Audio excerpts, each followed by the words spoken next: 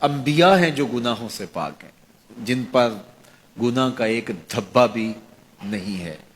باقی گناہ میرے میں بھی ہے، گناہ آپ میں بھی ہے، لیکن اگر ہم لوگوں کے گناہ اچھالنا شروع کر دیں گے تو ہمارے بھی گناہ اچھالے جائیں گے۔ بالخصوص اگر کسی نے کسی گناہ سے توبہ کر لی اور وہ اس گناہ کو چھوڑ کے نیک بن گیا، اب اگر کوئی بندہ اس کے اس گناہ کا ڈنڈورا پیٹتا ہے تو اللہ جل شانہ مرنے سے پہلے اس کو اس میں مبتلا کرے گا، یہ اس کی سزا ہوگی۔ اس کو اللہ نے معاف کر دیا، اس نے معافی مانگ لی، تم کون ہوتے ہو اس کو ڈنڈورا پیٹنے والے؟ تو یہ فتنے پہلے تو باتیں جو ہے وہ منہ سے ہوتی تھی، اب تو یہ جدید ذرائع ابلاغ ہیں جن میں چیزیں محفوظ ہو جاتی ہیں اور لوگ جب چاہے کسی کی تذلیل کا منصوبہ بنائیں اور اس کو ذلیل کرنے کی کوشش میں لگ جاتے ہیں۔ آئے روز جو ہے وہ ہم ایسے مناظر دیکھتے ہیں، اگرچہ وہ باتیں درست بھی ہوتی ہیں، لیکن جو کسی کے ذاتی معاملات ہوں، یہ بالخصوص سیاستدانوں کے اندر تو یہ بہت سارا ہے، تو باقی دینی طبقات کے اندر بھی ہے لیکن ان میں اور زیادہ ہے۔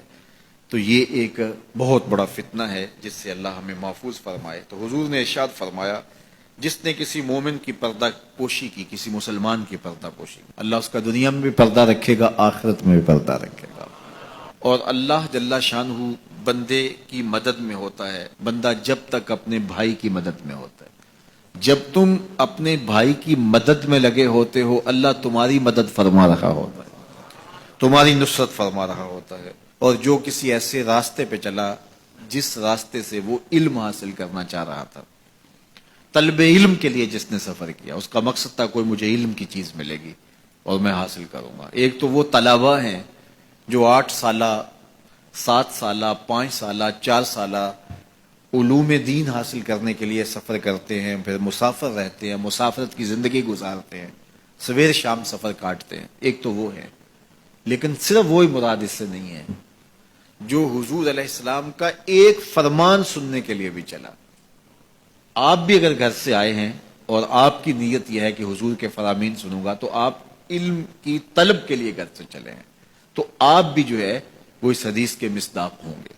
تو ارشاد فرمایا، وَمَنْ سَلَكَ طَرِيقًا يَلْتَمِسُ فِيهِ عِلْمًا، جس نے سفر کیا طلب علم کے لیے، سہل اللہ لہ بہ طریقا الی الجنہ، اللہ اس کے لیے جنت کا راستہ آسان فرما دیا، اللہ اس کے لیے جنت کی راہیں آسان کر دی۔ آپ صاحبزادوں کے نام، پیر زادوں کے نام، مولوی زادوں کے نام، سردار زادوں کے نام اور بڑے باپ کے بیٹوں کے نام اگلے لفظ اسی حدیث کے، جو عمل میں سست ہوا اس کا نسب اس کو تیز نہیں کرے گا۔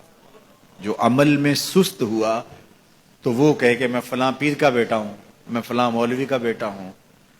دیکھو، جس نے عمل کیا، جس نے کام کیا، اس پر سکینہ بھی اترا، جس نے کام کیا اس پہ رحمات بھی اتری، جس نے کام کیا اس کے اوپر فرشتوں نے پروں سے سایہ بھی کیا، اور جس نے کام نہیں کیا، نکھٹو تھا لیکن کہا پدرم سلطان بود، میرا باپ بادشاہ تھا اور خود کسی کام کاج کا نہیں ہے، تو کہا جو عمل کے لحاظ سے سست ہے اس کا نسب اس کو تیز نہیں کر سکتا۔ پیر زادہ ہے ثاقب تو پھر کیا ہوا، پیر زادہ ہے ثاقب تو پھر کیا ہوا، بے عمل ہے تو سب کچھ ہی بیکار ہے۔